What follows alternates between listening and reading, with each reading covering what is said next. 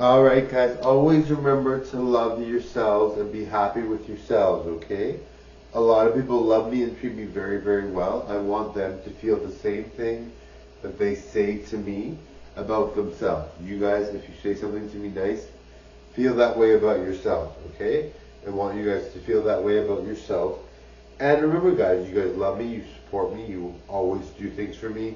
You always tip, you always tap in my live, you always share my live, you always like my live, you always are in my live, and you always watch my videos. So I want you guys to do more videos for yourselves.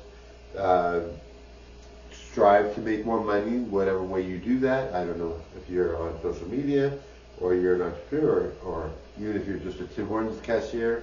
Strive to make more money, right?